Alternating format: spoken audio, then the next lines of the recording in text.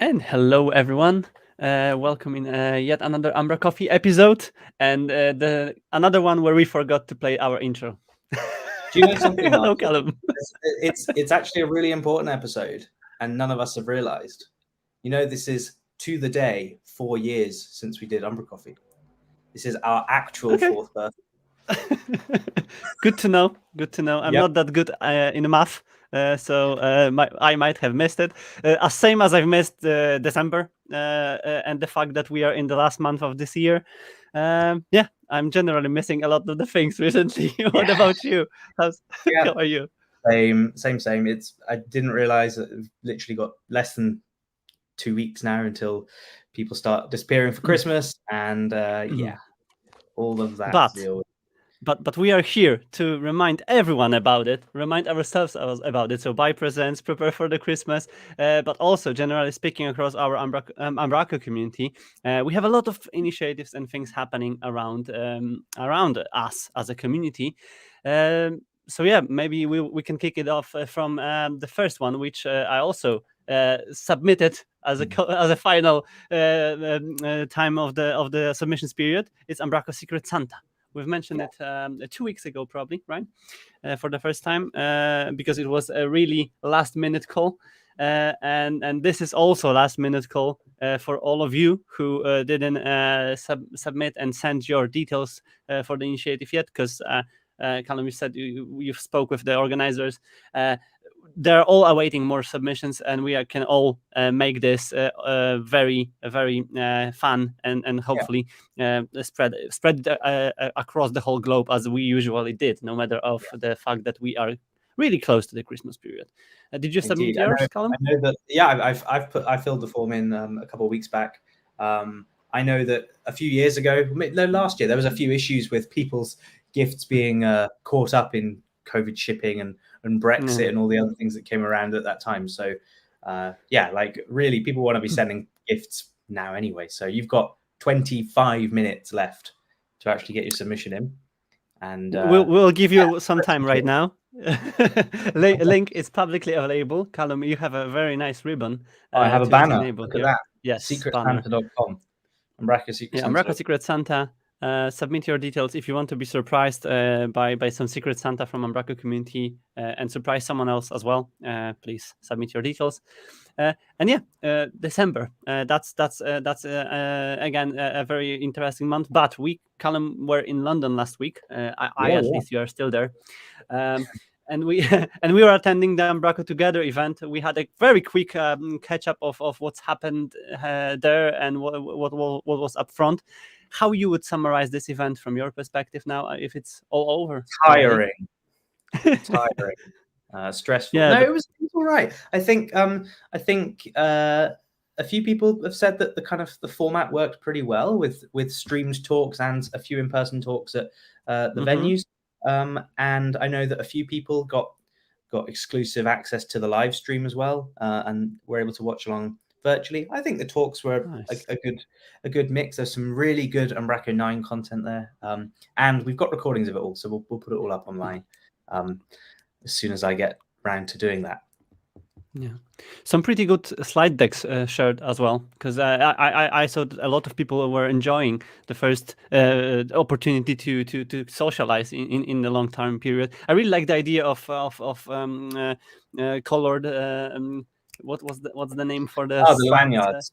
lanyard? Yes, the colored So of course lanyard. That was really interesting. It's a tough thing organizing an event anyway, but especially now, and making that inclusive and understanding of people's needs and desires, and especially with COVID going on, people have different levels of comfort. So we went for a traffic light system, basically colored lanyards that say how comfortable you are with social interaction and would you rather people keep distance and stuff. And I think that system worked quite well too. Of course, a few people, won't name names, Anthony, decided that they'd wear all of them for a laugh, and that that's fine. But yeah, I think it worked quite well personally, that system. I must admit it was very, very well respected as well from what I Yeah. saw, and to be honest, we are all very friendly community, and we need to respect each other, and I think that it just made everyone feel safe and happy, and even despite of not that big size of the event, it was very, very well played, and again, we all missed it, and some people were wearing masks and stuff like that. So it was very good, and I think I cannot say anything that it was very well organized event from your side, and we need to get used to this format more probably, and balance it pretty well for everyone to make people feel safe. I'd love to see things like Code Garden, things like the UK Fest, big events happening in person, but it's tough. It's really tough at the moment. And I know right now, today, NDC Oslo has been running the past week, and literally overnight, the Norwegian government announced restrictions on in-person indoor events and say, oh, no more than 100 people. And they did like a last-minute raffle where they gave away effectively the 100 seats, which is a tough decision to make, especially mid-event. And these are just the kind of things we have to deal with now with events going on. Any final information about the distributed form of the event? Is it something what you think is also going to happen more often from your perspective? I think it worked, but I think that's weird. The reality is we had probably as many people in London as we did combined elsewhere, which was a shame. The community is big, and I think if anything, it's proven though that in the UK, the Bristol and the London community are probably the most active, probably the most noisy, and they travel around to these events. And actually, the other places, there's communities there, but they may be a bit more spread out, and it's not so easy for them to get together. So it's something I think could work again in future. We just need to have a little think about how we do it to represent as much of the community as possible. And the feedback that we got was those events still went very well. So I think maybe we'll try it again. Maybe. As I've mentioned, we did a small live stream from the event, but from our old kind of setup, from my laptop and my bad camera, blurry camera. Terrible. So sorry for that, everyone. And we missed a couple of news, of course, because we were not focusing on the news from the last week. And I think it's a time for the quick recap of what we've missed, and maybe just jumping then to another topics. I think the biggest and the one which we haven't mentioned then was the product update from Umbraco HQ, written by Rune. Last week, it all highlighted most of the things which we already discussed, no matter what. It was Umbraco 9.1 release, updates for forms and deploys, patches for forms CMS and blob storage provider as well. RFC update, we also discussed that, but something what we didn't discuss was some updates on the agenda, and I think that's also something what I spotted today as new. Because there are some updates to agenda. There's 3 new items on now section, which is improved package metrics for Umbraco CMS, localization for Umbraco forms, and the block list editor in Umbraco Hardcore, so the headless offering of Umbraco. And some new things in the next section, .NET Core 6 support for Umbraco CMS and expanded CDN capabilities. So that's the updates which we haven't covered, and all of these are looking really amazing, and some of them were mentioned on the keynotes and talks out there. Possibly this one is something what a lot of community members are waiting for, because we've been discussing it a lot about the metrics and general feedback for package creators, package maintainers, and stuff like that. So there's a lot of things happening around that. And the package metrics thing was something I was talking with Philip about the other day, where I said, it'd be great as a package developer to be able to get more insight. Which versions are my users using? What do I need to support the most? And equally, you could even go as far as saying, when an issue gets reported, having a nice identifier that says this is the kind of version that I'm running would be really cool. But they're still debating how they do this in a GDPR friendly way, where people don't feel like they're being tracked or spied upon, and they can opt in. So that's something I'm hugely interested about. Another one that we talked about, and I hope Philip doesn't mind me saying this, was licensing. How I wanted to mention the same topic, to be honest. Standardization around licensing would be really cool. Maybe Marcin, I've got a load of a wish list for Umbraco. Maybe when we do our January, let's write a blog post or record an episode. That will be easier. That will be for that. easier. Let's do an episode about it. Our dreams In about January. Umbraco. In January, our wish list, because no one watches those episodes, so we can just say whatever we want. Let's do it. Let's do that. But there's so many things around cloud, around licensing, around tracking and analytics for this sort of stuff that I wish Umbraco did out of the box. So let's do that. I will go beyond that, and I will create a Google form, and let's spread it across the community and collect one wish per person. What you would wish from Umbraco the most? What's your dream from Umbraco perspective? And we can discuss it in the January episode. But this is exactly what I wanted to mention, because during the event we had a lot of great chats with Umbraco HQ representatives, people who are responsible right now with on partnerships with another products and providers, discussions with Philip about technicalities and licensing. And this is all about it. I think it was all required because the feedback can get lost in the web, and whenever you are discussing it, even 15 minutes mock talk about licensing can change perspective on various things that could be discussed for weeks on some of the chains on the forums and stuff like that. So we need to be sure that we share our feedback whatever it is, and maybe this wish list will be something interesting as well for the beginning of the year. Until beginning of the year, we still have a December to pass. I'm sure it will go smoothly, and also because the 24 days in Umbraco CMS. I don't know if hopefully there is no one who don't know this initiative in Umbraco community yet, but if you don't know what it is, this is the Advent calendar distributed since 2012.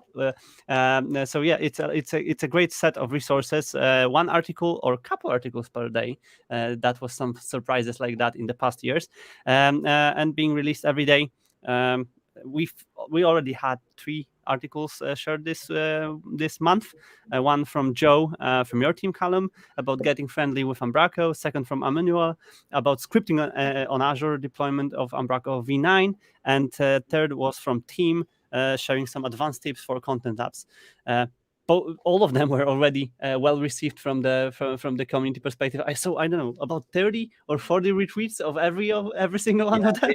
They do very well, don't they? And it makes our lives very easy for umbraCoffee in December, because we're spoiled for choice in terms of content. But they do get very well received, and I think, as always, there's a good mix. This year we've had a couple of technical ones and some community focused ones as well. It's just nice to hear what people have been working on, what people are doing.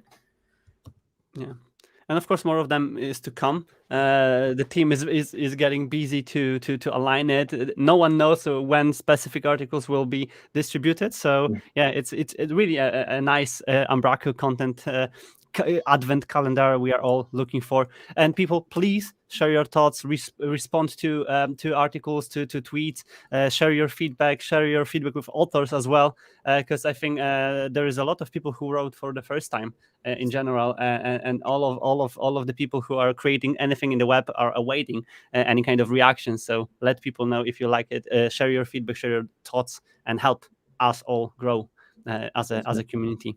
And just to add to this is the 10th year of 24 Days in Umbraco now. It's 10 years, which is amazing to see it with such momentum still. So yeah, keep engaging. And I know that Jan and Dave and Christian put a lot of work into curating it, so you know it's going to be good. Yeah, I wanted to share just big kudos to them for doing it with such a dedication, because it's not easy, definitely job for doing something like that. So yeah, let's wait for more. We'll be definitely discussing it in the upcoming umbraCoffee episodes. And another big topic this week is something what Umbraco announced on some of the talks during the events last week. And I saw a lot of people being very happy about it, because it's a very not so common initiative from another open source project to support another open source creators and projects. And this is really cool. And this week it became official. So there was some products and creators and projects that Umbraco HQ supports from now on. And the 3 of them right now, right? That's Examine from Shannon, of course. 2 for CMS and 1 for the cloud platform that they use. But yeah, kind of giving back to the projects that they've that they've used, relied upon for so long, and it's great to see James South's Image Sharp in there, because I know he's been incredibly vocal before about kind of trying to keep that project sustainable. And yeah, I think it's a good choice to sponsor that as well. It makes a big difference to Umbraco. These are also things you probably wouldn't day to day notice. They're not like dependencies that we necessarily directly interface with, but via Umbraco make a huge difference, just the way the CMS works and is friendly for us to use. So yeah, it's nice to see Umbraco doing that. And maybe this is nice. There's a nice call to action actually at the bottom here, where Philip said, maybe take a look at your projects and see what you're using heavily, and see if you can support them in some way, either via GitHub or I know Umbraco's got a nice ecology forest that they're growing. If you could donate some trees in the name of a community member or something that really makes a difference to you. I don't know, but it'd be great to try and support more people, wouldn't it? Yeah, I had a great chat this week as well about imagine Umbraco or any projects without dependencies like that, right? So imagine Umbraco without image processing right now, or imagine Umbraco without any built-in search capabilities, and make ensure that you are implementing it from scratch, for example. So the same reflection can be applied for our projects, and we all know how hard it is to convince everyone to basically pay for something what is free, but right now we have more and more opportunities. Things like, GitHub sponsorships, what you've mentioned, any buy me a coffees for different creators who are writing a lot and doing a lot of great code stuff as well. So yeah, make sure that whatever we are depending on is supported, because no one is doing this for free. Everyone sells their time and invests their time if they are doing it, and we cannot expect things without helping at least, or understanding the need for help. Yeah, that was really, really great. Well, releases, some long list of releases which that I've collected this week, possibly a couple of them missing from the previous week. But let's start from the second RC from for Umbraco Newsletter Studio, released by Marcus. So new release, some fixes, and some nasty bugs, as Marcus named it. So everyone who depends on or wants to check newsletter functionalities that could be built in Umbraco, check out the Newsletter Studio for V9. The next one was a mystery that I at least I don't know what it was, but it was a confetti shootout in Umbraco HQ and distributed. So something new was born there. Callum, do you know anything else about it? No, I do not know. But I know that the team at HQ has grown massively last year. Yeah, so I'm not entirely aware of this. Maybe someone, if anyone's in the chat from the HQ cloud team, can you tell us what's been going on? At least we know that confettis are not by coincidence every time in Umbraco HQ. I saw a remote confetti on Dan Lister's a tweet as well. So it was distributed across cloud teams. The downside of at-home confetti, as Warren learned during Code Garden, though, is you've got to clean it up yourself. Unlike Umbraco, where you've got the lovely cleaning lady who will come around and sort it. Not so much. No, yeah. So new cloud now has feature parity with the old one. Oh, that's very great. Good. Then I read for the first time that it was a feature party, not parity. Probably. I also read party. That's our way of reading things and losing some of the letters in between. Another one was ExamineX. So another great extension of Examine package for particular use of Azure search indexes instead of the files to index stuff. And new version has been released last week. So everyone who is using it, and I saw some new people checking it and sharing their feedback after switching to Azure search indexes, that they were happy. So yeah, check it out if you want to. Then there was a starter kit, and the big blog post scheduled by Corne last week that is worth definitely to recap. Of course, the new starter kit with Blazor WebAssembly on it, pretty well documented as well. So yeah, open source Umbraco 9 Blazor starter kit. We need to create a page where we can list all of the starter kits right now, as I said a couple of weeks back. But, I mean, there is a category on our for them if you release them as packages. But there probably should be a kind of maybe somewhere on the community site, the community.umbraco.com, where it says about this bunch of open source options.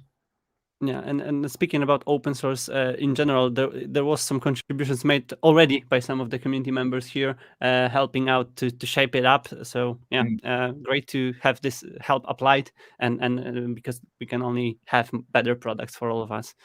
The next one is a Reacher text block list view. Shared by Sotiris. So some of the extensions for styling of the block list editor and generally ways of making them prettier and richer. So great blog also describing what it is and some links somewhere. I've been thoroughly enjoying this because this started as a discussion on Twitter actually about people using the block list, and I know a lot of people have said this block list is fantastic. It does everything we want it to do. We don't need to use the grid anymore, but a few people have been hesitant. And it was this time last year that Soren Kottel did a great blog post in 24 days about how he's kind of styled the back office block list like a grid, which was really cool to see. And we do a very similar approach in our projects, and I think it's a great alternative. But then now seeing people do slightly different things, this is what it was always intended for, people customizing it. We had this dream of pins on a map and those all being block list items. And it feels like we're just at the start of actually getting there, just at the start.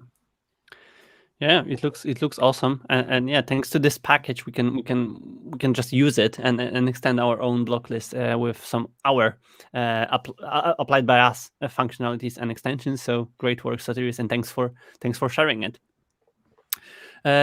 3 more to go. Starting from Ueomatic version 4.0 and 4.02 shared last week, and I'm not sure yet because I haven't been using Ueomatic since a while, but this is a .NET package, so .NET Add package, so I believe this is also for the Umbraco 9 version, I believe. I did see someone did do a pull request to make it available for 9. I don't know if this one is the V9 version, but let's have a look. Yeah, we can check it somewhere in the meantime. But yeah, Ueomatic was a great package to wrap up and make some general CRUD operation on data without needing of coding too much, basically. So it is an Umbraco 9 version. Nice. It is an Umbraco 9 version. So that's really cool.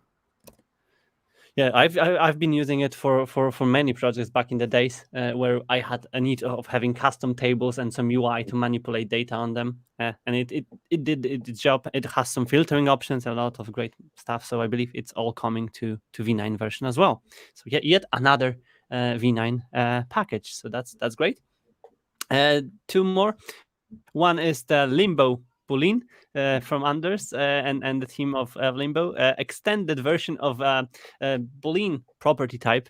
And I've read this description of why, and I think it's a great explanation also why, because for all of us trying and searching and checking this package, we might have already thinking like, okay, but there is a Boolean type there.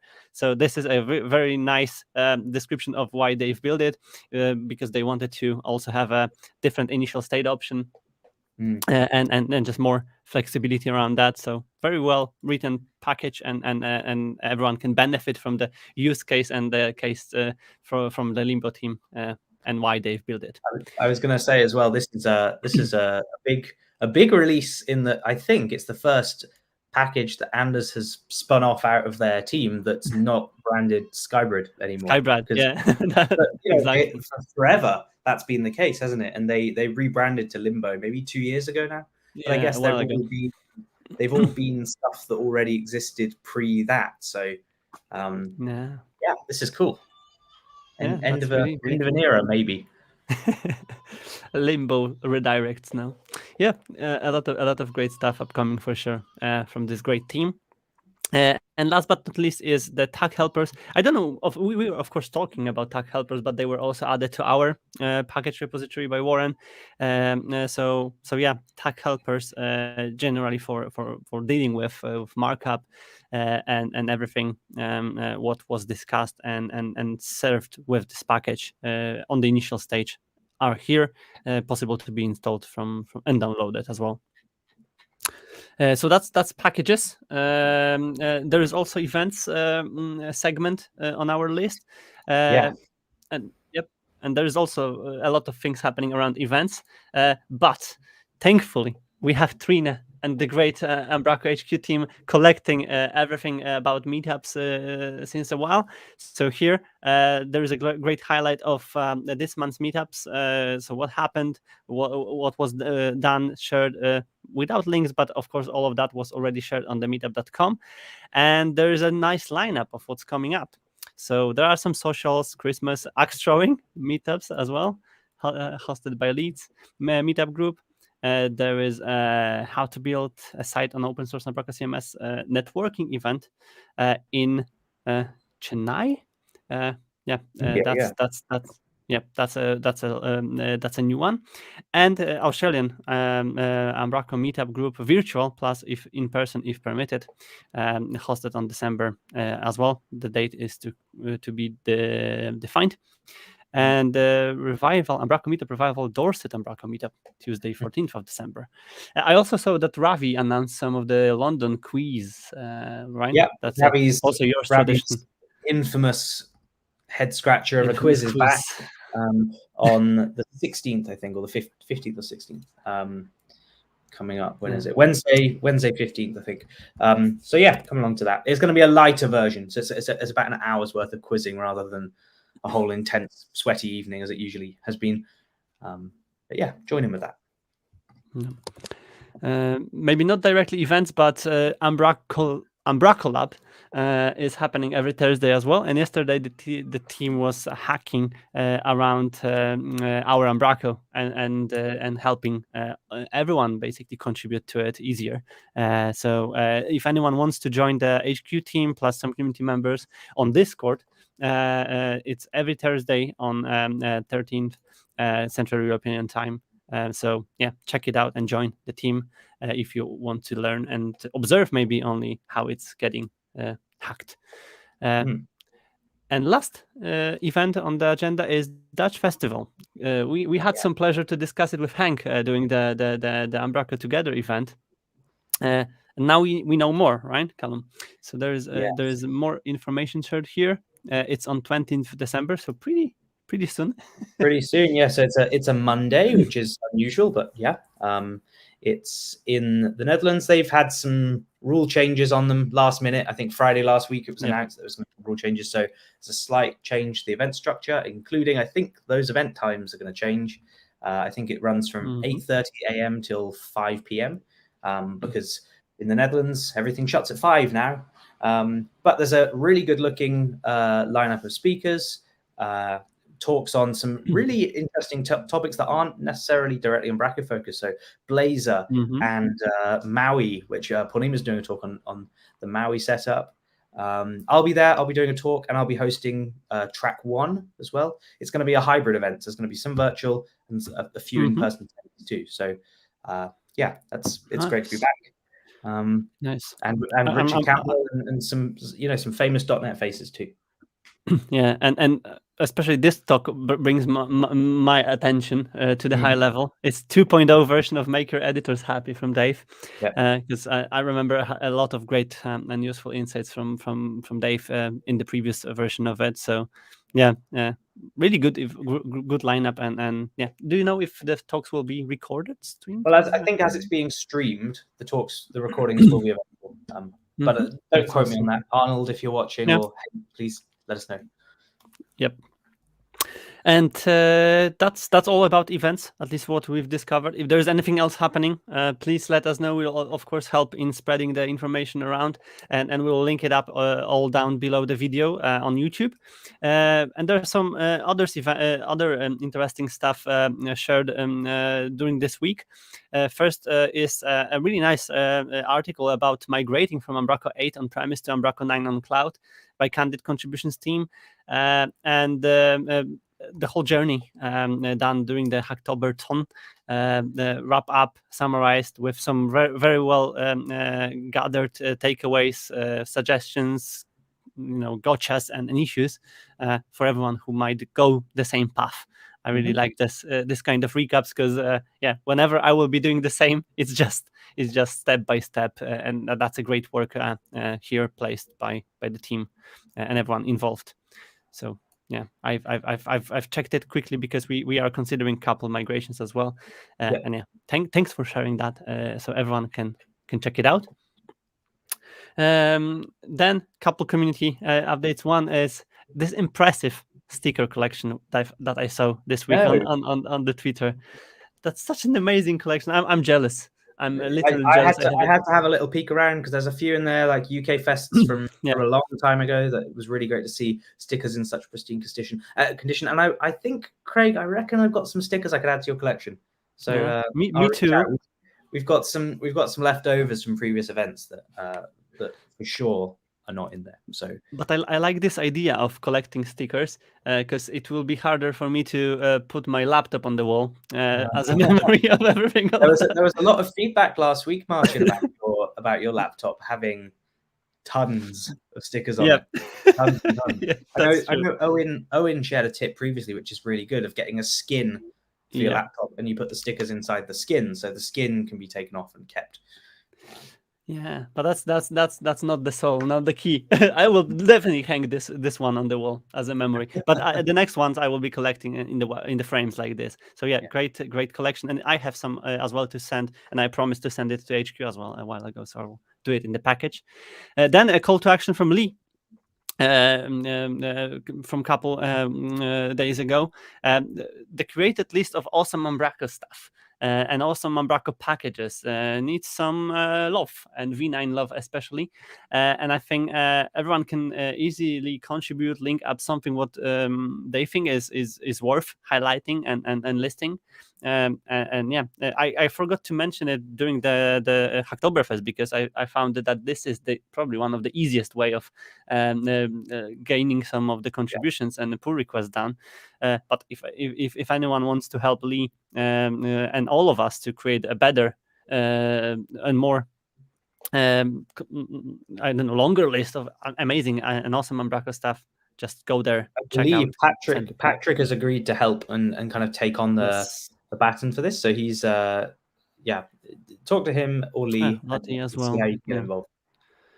So yeah, couple community members already dedicated to help, but never enough help always. And another blog post is from Niels on how to run Umbraco 9 as a Linux Docker container. I think it's yet another Docker related article from Niels about it, and here especially the focus on the Linux containers and how some of the configurations and some of the information needs to be prepared to run it as that. Last week, Henk did a great talk at Umbraco Together, showing exactly this, running, getting Umbraco up and running in a Docker container on Azure container instances with GitHub Actions and like all of the hipster tech, did all of it in a browser in GitHub code spaces. It was really cool. But again, this looks like a great summary. I know Carl did a talk last week where Docker was involved as well. So the Umbraco community is slowly coming around to all of this. I say new tech. Tech has been around for a long time. We've only really just been able to use. But new for us as well. Yeah, of course. And just on the topic of Niels started a new job this week. He's gone from he works at Twilio now, which is awesome, really awesome. Yeah, that's maybe more Twilio integrations for Umbraco as well. So great, and congrats, Niels, if you're watching, and thanks for sharing your Umbraco knowledge with all of us. Another great knowledge sharer is here. Dennis wrote an article about site variables in Umbraco 9 on November 26th. And this is the Adolf appreciation time. It's been a while since we've been able to put that back. It's been a while. Yep. So and as usual from Dennis' perspective, very, very detailed blog post highlighting the whole concept, need, and solution for this particular problem, and we all struggle from choosing the best solutions for dealing with it, and here it's the whole discussion of dealing with it on Umbraco V9. I think I'm passionate about this topic. I said to Dennis on Twitter that we do something similar, but with the block list or nested content historically and using that for settings. And it's the same approach basically, but we're using that, so it's kind of a little bit more all in one place. And I think there's a talk in this. Someone could talk a little bit more about using the iOptions pattern in .NET 5 to expose some of these Umbraco settings around your application, having them injectable and whatever. Dennis has got one approach here, but I think we could. There's some options. There's definitely a few different ways of doing this. I know Tim Payne said that he does something similar. So I think it would be great to have a chat with more people about this. And of course, he was trying to test if we were actually watching our Twitch. We were, and but we both won and failed at the same time, right? So it wasn't pre-recorded, but we didn't highlight the article there. Yeah. Somewhere in the middle. But I wanted to say that we are also working on a really nice package extension for the feature toggles done on top of the application configuration settings. So yeah, that's also a topic that made us to explore more of the potential solutions. And I'm also happy, and probably we will share some of the findings and approaches taken from our perspective on this one. So yeah, let's have some discussions. I know that Matt Wise as well has got a similar thing in the works. Yes. Using the Microsoft feature toggles, isn't it? Using that and wrapping that around Umbraco, and he's got conditional property editors and all kinds of amazing stuff to make all of that work. So sounds cool. But yeah, coming back to Dennis for a while more, for a second more, there is a new batch on his blog here, and yeah, congrats Dennis for being awarded with the Umbraco MVP, not Umbraco, Microsoft MVP this time, and yeah. It was announced this month, right? On Wednesday. December. It's good. We've had, in this past year, we've added a lot to the Umbraco to the Microsoft MVP pool. I think trying to think now how many active Microsoft MVPs we've got. Shannon doesn't count anymore because he's joined Microsoft, so he's had to give that one up. So you've got Shannon and Henk and Aaron, who are the kind of OG MVPs, and of course Simone a while back as well. And then now actively, me, Carol, Emma Burstow, Dennis, Pornima. There's probably a few others, and I'm really sorry that I can't remember. But it would be good to collect this list. Is amazing. Yeah, so yeah, I think it's generally good for the community and the product and everything else to cross paths with another communities like that. And Microsoft MVPs community is very active and very supportive. I saw a lot of support and general Twitter discussions as well in between of MVPs only. And yeah, I think it's generally good to have a bit better and bigger exposure to the bigger and wider .NET world. So yeah, Congrats again to everyone. And that's all from our list of news for this week. As usual, if we missed anything, let us know about it. Let us know. We'll try and remember to include it next week. Yeah, and we're not that well organized. We need to be prepared more. That's true. But yeah, we'll definitely take a look and continue observing the 24 days articles countdown till the end of the year and the Christmas period as well. So yeah, if anything else needs to be highlighted, if you have anything interesting to be described, defined, or just presented, let us all know. And if not, as usual, see you each other on the next Friday. Yeah. Thanks everyone. Have a good day.